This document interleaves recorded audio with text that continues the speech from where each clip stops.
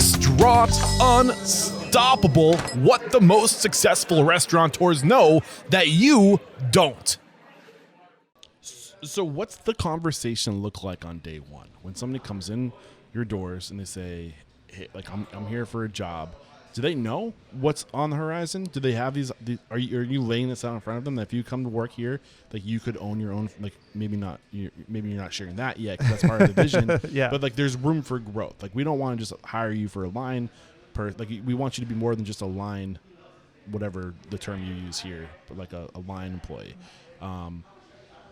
What does that conversation look like to give them that hope? We don't do that from the beginning currently because, we have a lot of people who start and then, a week later they just peace out on us. You have somebody who comes into the kitchen and then all of a sudden they ghost us and they, they're nowhere to be found. Yeah. But we do have a quarterly meeting at each store where we bring the whole team together, and I'm starting to put that into the conversation. Okay. Before I was trying to kind of tell, so in London, they have a culture or in England, where if you want to go to another job, you can put in a 3-month notice. It's pretty common where you would go to your boss, you say, hey, I got another job. I'm going to give you a 3-month notice. And they celebrate the fact that you're moving to the next, the next chapter. It should be about that. And then they literally will throw a party for that person that goes on to do the next thing. Well, in America, it's the opposite. Nobody wants to tell their boss they're leaving for a new job. If you tell your boss, then you feel like you're going to be shunned. Yeah. So a lot of my conversation with them was always like, hey, if you're only with us for a season or 2 seasons or whatever, and you're going to be a photographer, or you have goals to whatever it is, climb your own mountain, we're going to here to support you on and off the field. So if you want to be a photographer or whatever your dreams are, we want to support you in those dreams. So I was always kind of preaching that to our team, but now I'm starting because we have the opportunity that we're growing and we need leaders. I'm starting to pitch this whole I think it's both. We have a career. It is. It's it is 100%. If this isn't for you, that's fine. I get it. Not everybody wants to be the Nashville fried chicken sandwich king of Chicago. I get that. But at the same time, I think that you should also give them the outlet that if this is what you want to do, there's room for you. Oh, for sure. So you want to open up that as a possibility. Did you by any chance check out the episode I did with Nick Cirillo on framing for tangible growth?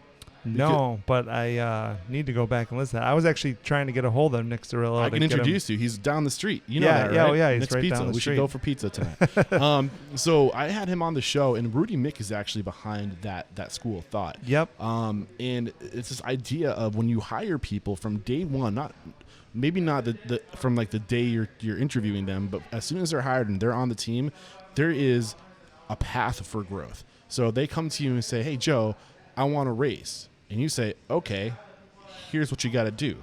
And there's a step-by-step process of courses, lectures, tests, all these things. Slice of the pie. Practicals where you demonstrate that you are efficient in the job, you get timed. Things like this where you can literally chart your own path, or you can grow at your own pace, whatever you want. You can tackle it and get a $5 raise in 3 months if you want,